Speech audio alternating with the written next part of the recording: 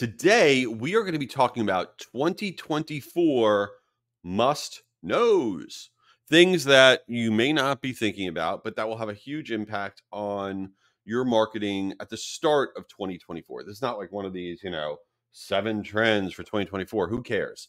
I'm talking about what's going to happen right at the start of the year and things that we need to be aware of, because this is a very odd time of year. So this episode is going to be all over the place. Not all my episodes are all over the place. This one's definitely going to be all over the place. So the first thing really to think about is the first 2 weeks in January.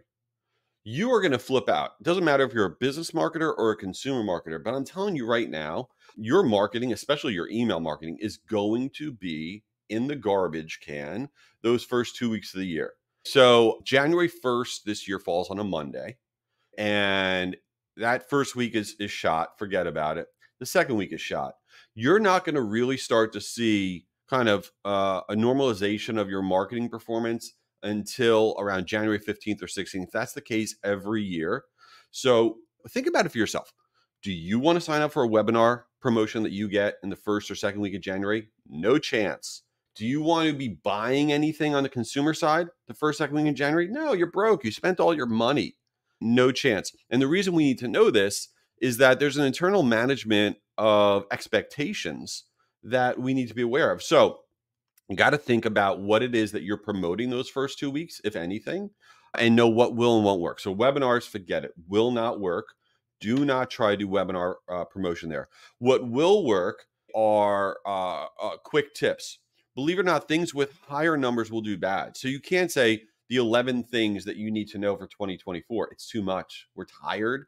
We're trying to get things going again. We're very busy. It's where you say the 3 things that you need to know. So actually anything 5 and under will do well in terms of content digestion. Anything over 5 things, the 7 things, the 9 things will not do as well, because it's about our mindset. What can we quickly consume that won't make us feel like we're adding chaos to our calendar? On the consumer side, the only 2 things that work those first few weeks of January are back in stock. There were certain things you wanted to buy that were just sold out and back in stock. None of these do particularly well because nobody has any money left, but back in stock does well. And then massive discounts. The one thing that we all look for is, all right, these companies made too many of these sweaters, so they're trying to unload them. This is what we all think happens. They think that the company that we buy from, they just made too much of something, so they're going to do this massive discount. So this is the time where you could see 50% off, 60% off, because these companies are still trying to kind of backfill and get sales orders for that 2023 holiday season. So those offers will work. Another thing that happens at the start of the year that bleeds over from the end of the year is unsubscribes remain super high. Super, super high. People are still in the mode as you head in those first 2 weeks of January of being like, listen, I got to clean out my inbox. I don't have time for the chaos. I'm unsubscribing from this, that, or whatever. And consumer and business unsubscribes are really high. On the consumer side, unsubscribes are crazy high because people only subscribed over the holidays to get the holiday discount. On the business side, people are trying to start the year out fresh, so they're unsubscribing in a big way. So don't be turned off by that.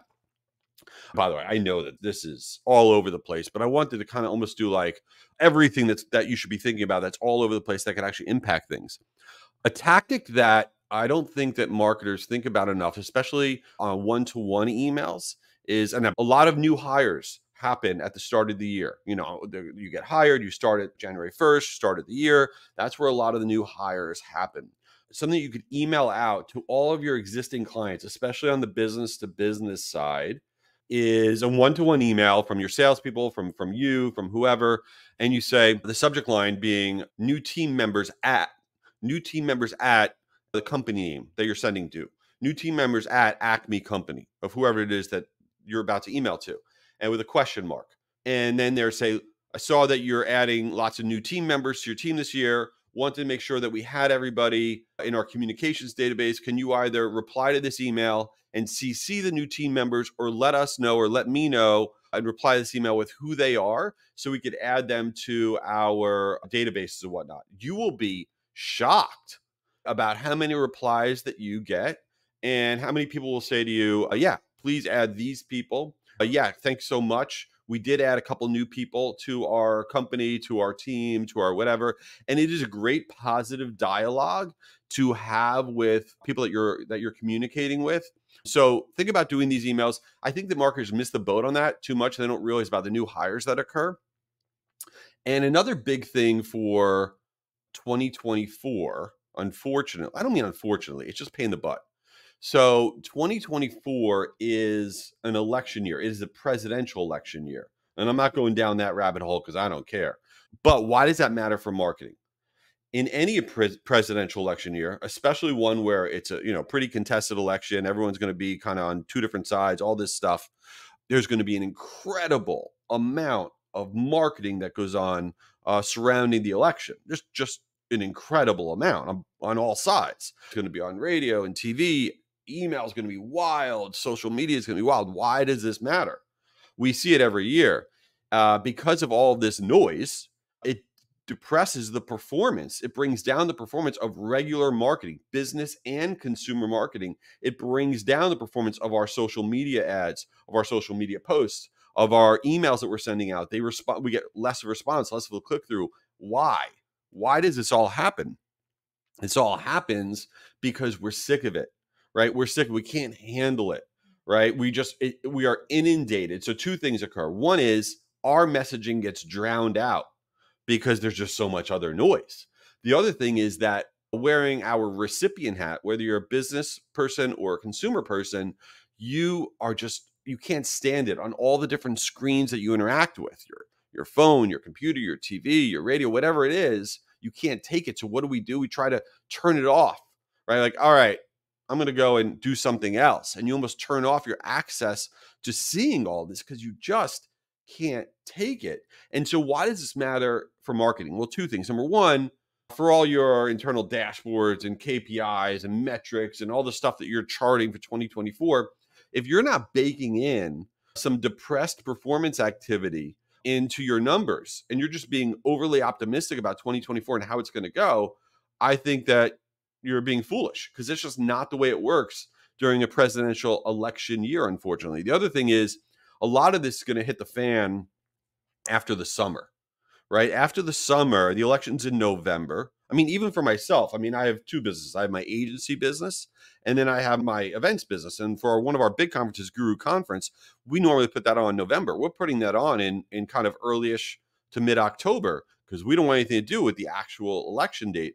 And so what you'll see is after the summer, really when you hit like August 1st and then through all the way to November, that's where things are going to really start to not act like they normally would in terms of performance. So you need to do what you can between that third week in January and kind of the end of July, because it's going to get funky, like real funky towards the end of the year for sure. So I know that's all over the place, but we got to be thinking about the moving parts of 2024 and how it will impact our marketing. So before we get into Since You Didn't Ask. Now, Since You Didn't Ask is where I talk about chaos. I don't even know what I talk about stuff. I just want to share with you, though, before I get into that, this podcast is exclusively presented by Marigold. And you're like, what's a Marigold? What is a Marigold? I'm going to tell you what a Marigold is. A Marigold is an awesome platform. It's a platform. I use Marigold. When we were starting to really get our email going, Marigold was there and we weren't sending out a lot of emails, but you know what? We built up. The company built up, my agency built up, and we started sending out more and more emails. We send out billions of emails now. And Marigold is an incredible platform for if you're a small business, a growing business, medium business, a large business, and it's easy to use. Your team is going to love it. It's great for loyalty marketing, relationship marketing. If you don't know Marigold, you should check them out at meetmarigold.com. I strongly recommend meetmarigold.com. All right, so let's get into Since You Didn't Ask. What is going on? I'm going to tell you what's going on, and this is terrible, and I hope nobody that I hang out with listens because I'm going to come off as a horrible person. Oh, no. So I don't make any of the social plans when I go out. Okay, I don't make social plans. My wife makes social plans. And generally speaking, we go out with couples where, she's friends with the lady, with the woman, And then the other dude is okay. And I probably know them, but they're not like one of my tight people. And this is who we go out with for dinners or whatever. That's what happens. It's fine. I don't want to make plans. And the reason we don't go out with the people that I just say, let's go out with these people is because if it was up to me, I just wouldn't go out. Right. So she makes the plans. Fine. But what happens every time? Every time. This just happened. This is why it's on my mind. We go out to dinner. Okay. We go out to dinner and she winds up talking to the woman. They're talking about whatever. And then I wind up talking to the dude, the guy. Okay. The husband. And which is fine. But it's literally me having a one-on-one conversation with this dude for like, I don't know, 2 hours. And I don't care. I don't care about what he's saying. I don't care about what's going on. I don't care about that person's opinion. I'm obviously not a good person. I mean, that goes without saying.